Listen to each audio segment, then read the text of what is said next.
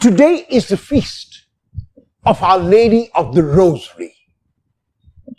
The Rosary is one of the most popular devotions in Christianity, and the Rosary has helped a number of people to go to God through Mary.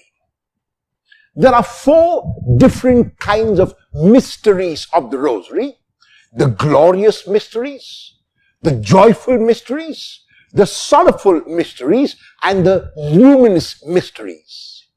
If you reflect on each of these mysteries, the larger majority of them speak about a mystery in the life of Jesus. Whether it was his baptism, whether it was his transfiguration, whether it was his resurrection, whether it was his ascension, whether it was the nativity, whether it was the visitation of our Blessed Mother, all of these have as their focus the Lord himself. There are 2 mysteries which are devoted and dedicated to our Blessed Mother, and these are connected with the assumption of our Blessed Mother into heaven and her coronation as the Queen of Heaven. However, even if you reflect on these 2 mysteries, you will realize that the reason why Mary is assumed into heaven and the reason why she is crowned Queen of Heaven is because she is the Mother of the Lord. Her assumption and her coronation have got nothing to do with her own merit, have got nothing to do with her own achievement, have got nothing to do with her work. They have to do with the grace of the Lord. And that is why the reading chosen for the feast is the Annunciation to Mary. And in the Annunciation, this is what Angel Gabriel first says to her: "Hail, full of grace." He doesn't speak about the merit of Mary. He doesn't speak about the achievement of Mary. He doesn't speak about what Mary has done until then. He simply speaks about grace, which is the grace given by God. But Mary is that open receptacle.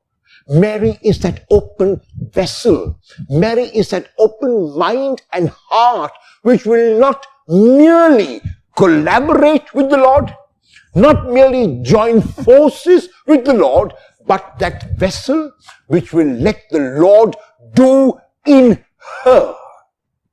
And so, when the angel invites her to be the mother of the Lord, Mary's response is not, "I will collaborate with you. Yes, I would like to be. Yes, I would like to do." No, Mary says, "You, Lord, do in me." I will be a passive actor. I will be actively passive, because if I do on my own, even with your help, it will be good, but not as good if you do in me, if you do through me. This is possibly where Paul may have got his line to the Galatians when he says, "It is no longer I who live, but Christ who lives in me." Mary was a beautiful example of radiating Christ. Not only did she bring Christ into the world from her womb, she also presented Christ to the world by the kind of person that she was. She was a grace-filled person, a grace-full person who realized that nothing of her own merit was responsible for the grace she received. On this beautiful feast of the Rosary, as we contemplate these 20 mysteries, let us ask God for the grace through the intercession of our Blessed Mother, because it was never known that anyone who fled to her protection was left unaided. Let us ask her to give us her grace, not merely to say yes, not merely to say amen, but to say like she did, "Lord, you do in me." Lord, let it be done to me according to your word. A very happy feast of Our Lady of the Rosary to all.